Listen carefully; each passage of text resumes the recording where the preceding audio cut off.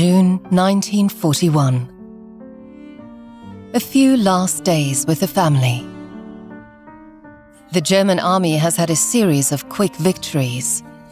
Galvanized by military success in Poland, Norway, the Netherlands, Belgium and France, Nazi Germany is now preparing a major new offensive, the defeat of the Soviet Union. Its masterminds are confident that the soldiers will be home by Christmas.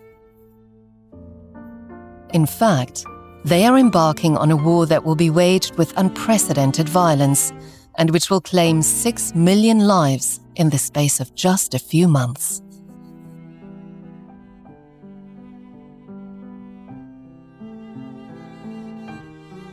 This is a story told via the soldiers and the civilians on the German as well as the Soviet side, who documented their experiences in amateur films, letters and diaries.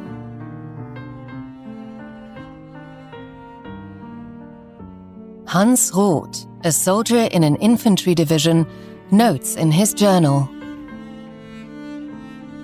"In a few hours, the air will be full of the whistling and howling of grenades. Fields and paths will be devastated by weaponry of all calibers. Farewell, my wife, dear Erica.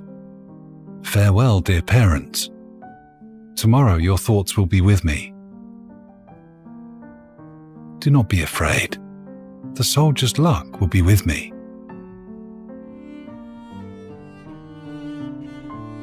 A 17-year-old tank crewman writes, "The moment I've waited for 100 times, that I've lived through 100 times in my imagination, has come.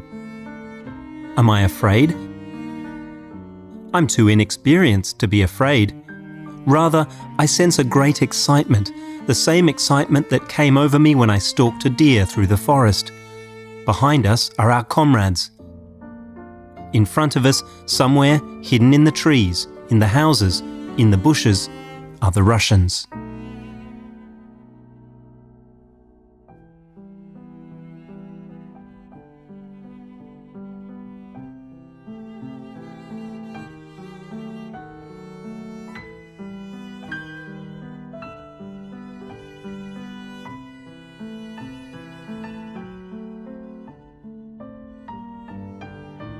Sunday, June 22nd, 1941.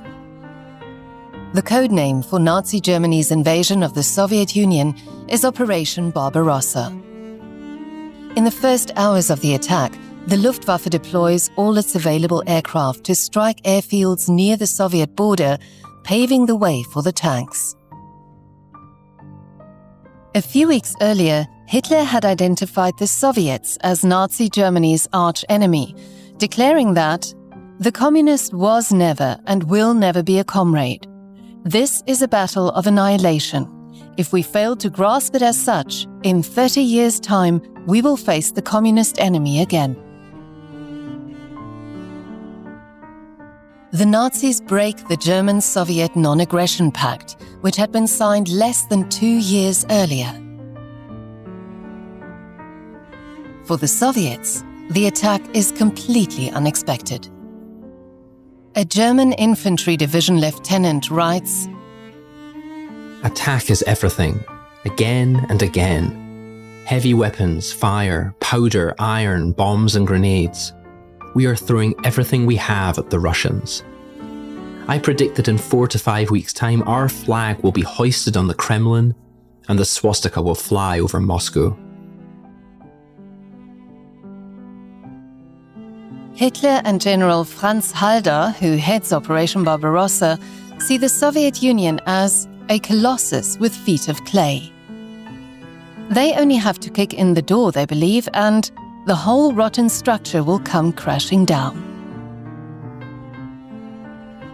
4 million soldiers, including from Nazi Germany's Axis allies, are deployed in a 3-pronged attack. In the south, the armies advance towards Kiev and Ukraine, in the center towards Moscow, and in the north towards Leningrad. On June 24th, just 2 days after the start of the offensive, the Germans reach Vilnius, the capital of Lithuania. A week later, in early July, they take Riga, the capital of Latvia, exceeding the Nazis' most optimistic expectations.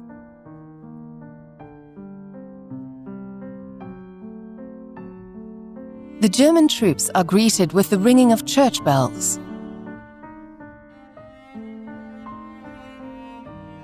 The people in the Baltic states, annexed by the Soviet Union 2 years ago, now hope to regain independence. Military doctor Heinrich Harpe belongs to a battalion fighting on the front line. In his memoirs, published after the war, he recounts, "Crowds of Lithuanians line our path. The villagers throw us cigarettes, bring us jugs of cool water, give us freshly baked bread. Here and there, the green-yellow Lithuanian flag flutters in the gentle summer breeze. The Lithuanians now also believe in a German victory. Their flags symbolize the new, free Lithuania. So strong is their belief that the Russians will never again return here."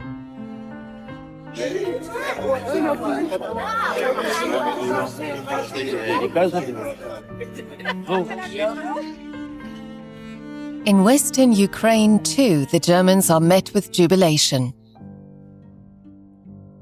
The population, oppressed by Stalin, believes their ordeal is over. Sergeant Major Wilhelm Prüller rejoices. In some places there are triumphal arches, banners with messages in Russian and German. The Ukrainian people thank their liberators, the brave German army. Long live Adolf Hitler. The people are beside themselves with joy. And we are fortunate here in Ukraine. Not only are we fighting against a poison, we are also freeing an entire people from an unbearable yoke. That is deeply gratifying.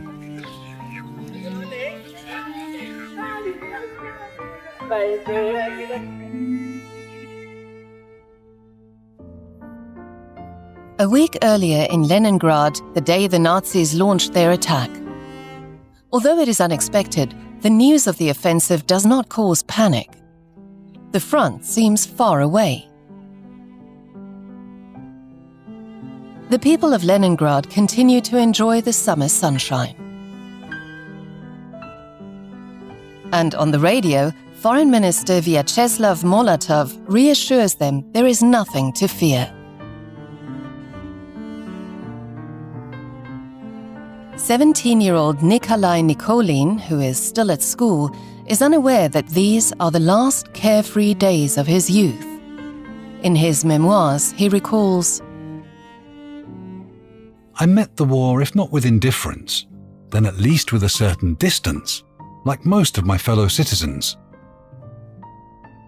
We all expected a series of swift victories for our army. The army that our newspapers kept telling us was invincible, the best in the world.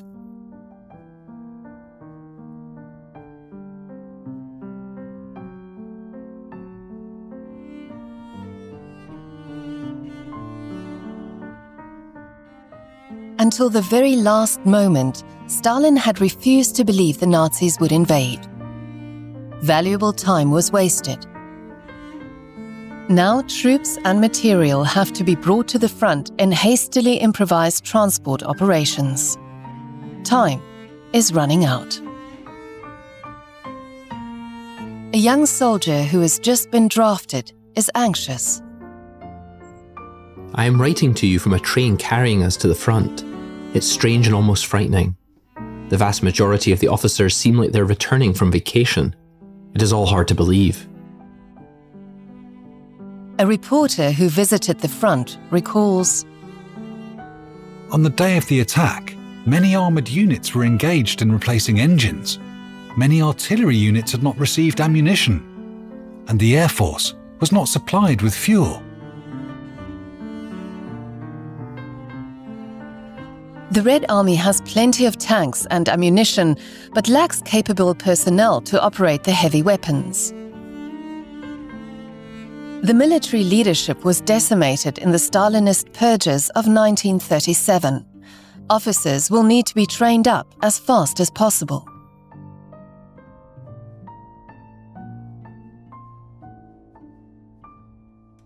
Some of them can't even read a map.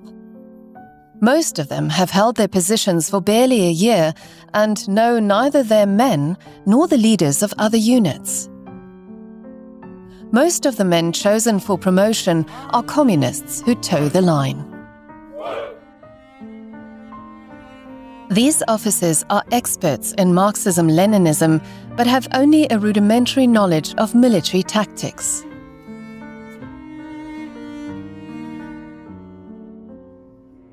The soldiers deployed to the front in late June soon realized the situation is desperate. One of them writes to his wife, "We have an acute shortage of tanks and planes. 3 tanks and 5 planes have been delivered to the front, while the Germans have any number of them." Another admits, Our leaders are fleeing while ordering us to stay and fight. The vast majority of us believe that we cannot defeat the Germans. A third complains, After fighting in 2 battles, it is clear to me that our commanders are not capable of leading. They can only shout slogans. attack, counterattack, and attack again. The army leaders unconditionally apply the Moscow doctrine, which prefers forward attacks to a defensive approach. Red Army commanders deploy wave after wave of infantry against the Wehrmacht's automatic weapons and tanks. Their main concern is their own standing, even at the risk of huge and unnecessary losses of material and people.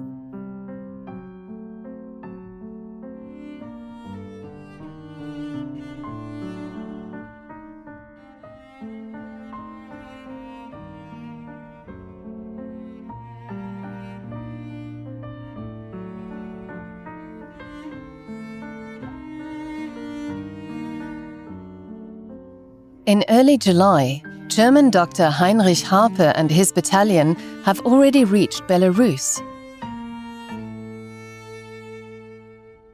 Our first prisoners. Everyone stares at them.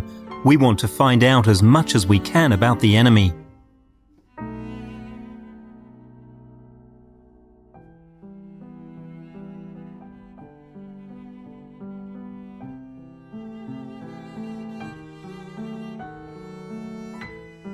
A radio operator hails the operation as a success. Exactly 1 week ago, the Wehrmacht began its eastwards advance. Extraordinary. The urge to advance is palpable. The German army proves in every theatre of war that it has the best weapons and the best soldiers.